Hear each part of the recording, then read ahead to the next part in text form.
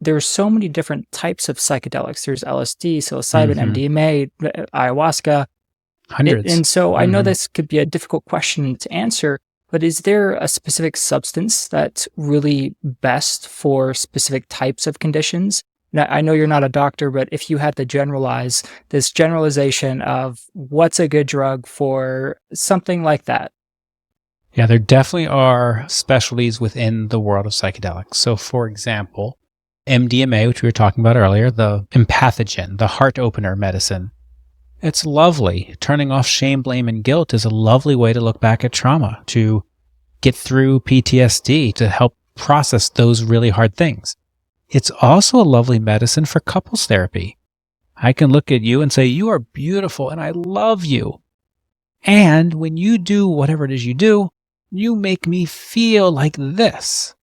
And then the other partner can say, oh, without getting defensive and without getting feeling shame, I love you and I don't want you to feel that way. And I'm so sorry that my actions landed that way. And I can work to do things differently now that I can see it. I can see it. So it's super powerful for those things. But on that note, there is a common experience when you take MDMA that you feel this connectedness to others. And so especially if you take it in a social environment, you might meet somebody, you might feel like, wow, we're best friends. Like we're going to hang out, we're going to do everything together.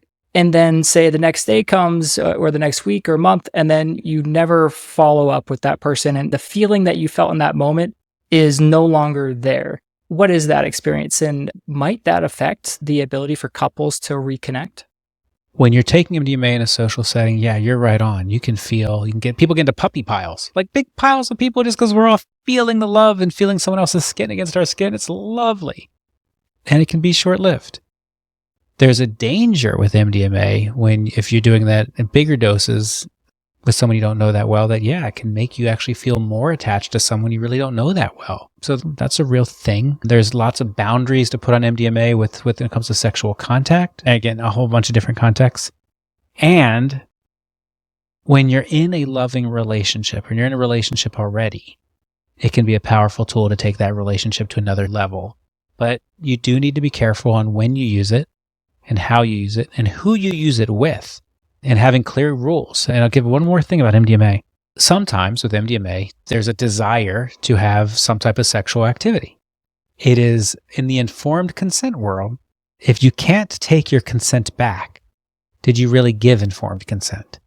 And with MDMA, once the medicine's on, people can start feeling a certain way, behaving a certain way. So in the ceremonial space, we actually say there will be no sexual contact, either between couples while this medicine is active, period.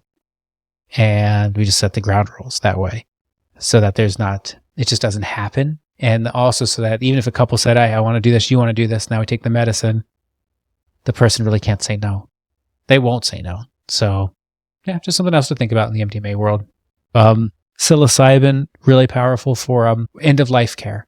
The current antidepressants, it can take weeks to find out whether it works or not. And there's a whole time to titrate up and then to titrate off if it doesn't work. That's not how psilocybin works. You take it, and almost within that first session, hopefully your depression, anxiety is less. Ketamine, similar, works in the glutamate system, can have really fast relief of depression and anxiety, can knock suicidal ideation right off. Challenge with ketamine versus psilocybin is it just doesn't last as long typically in terms of how long between sessions. It can on some people, but on many it's not as, I don't want to say permanent, but it's not as long lasting as psilocybin. On the ketamine, I know that there is a new way to prescribe ketamine, which is in kind of more of microdosing as a daily intake. Have you had any experience or know any studies around, say, the microdosing and the prescriptions available around ketamine with that? I really don't know much about microdosing ketamine. I think that would make me nervous in that in some animal studies, there has been shown addiction potential in ketamine. In the recreational world, people have been addicted to ketamine. Unlike psilocybin, nobody gets addicted to psilocybin, or very few. It's not an addictive property or molecule. For me, microdosing ketamine doesn't sound right. I don't understand it. And maybe that's just because I'm not educated enough on that. So I'll put that out there as there might be an area of opportunity for me to learn. But people microdose with psilocybin and LSD and have really great effects. And the research is split. There's some research that says, just a placebo. And there's other research that says this thing works. Most of the studies are underpowered, so it's really hard to know what to believe anyhow. But there are people who really feel like they get a lot out of it. If you're interested in microdosing, microdosingcollective.org has a bunch of research on their site, and they're out there advocating for the legalization of microdosing. There's also a book called A Really Good Day, which is a woman's 30-day journey into microdosing, and a powerful, powerful, powerful journal.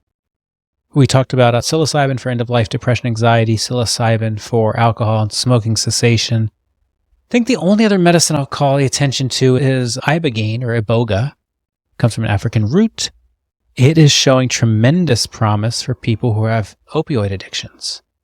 And so if I had somebody, a family member who is on heroin, I would get them to an ibogaine clinic. The cautionary tale here is that that particular medicine actually does have significant cardiovascular risks. So it's something that you don't want to do outside. Either go to Africa and have like a tribal experience, or have heart monitors and different people really making sure you're safe with that particular medicine. Be careful with that one.